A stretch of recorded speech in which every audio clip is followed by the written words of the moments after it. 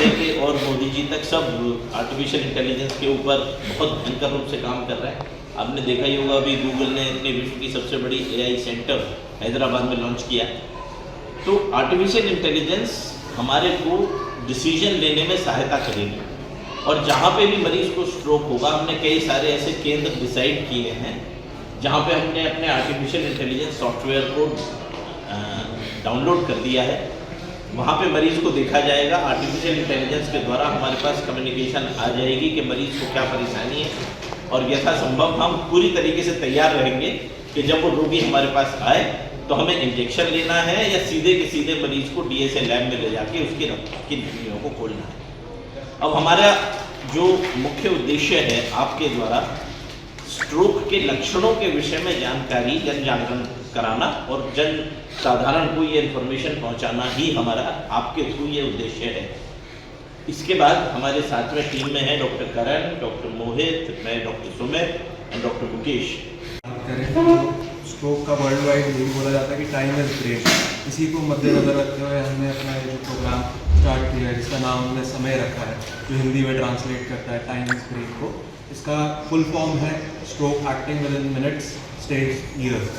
तो यही हम एम्फसाइज करना चाहते हैं कि सबसे पहले स्ट्रोक का जो मैनेजमेंट में जो सबसे पहली चीज़ आती है वो है टाइम, क्योंकि हर मिनट 20 लाख न्यूरॉन्स की डेथ हो रही है। तो अगर आप सबसे पहले समय पे सिम्टम्स को रिकग्नाइज कर लेंगे तो आप टाइमली हॉस्पिटल पहुंच पाएंगे।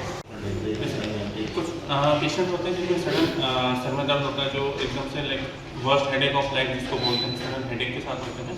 दैट इज कि पेशेंट में ब्रेन में नस फट जाती है, उसके कारण होता है, जिसे हम सबअरेक्नॉइड हेमरेज कहते हैं। उसका भी ट्रीटमेंट हम सीटी करके देखते हैं कि पेशेंट का ब्लीडिंग का आंसर है क्या है, एंड देन अकॉर्डिंगली हम डीएसए आगे ये सारा करते हैं। रोल है, और ये टेक्नोलॉजी विकसित देशों में तो बहुत सालों से हो जा रही थी, बट जो भारतवर्ष हमारे देश में ये काफ़ी देर से आई है, क्योंकि बाकी बहुत सारे सोशल इकोनॉमिकल फैक्टर्स होते हैं।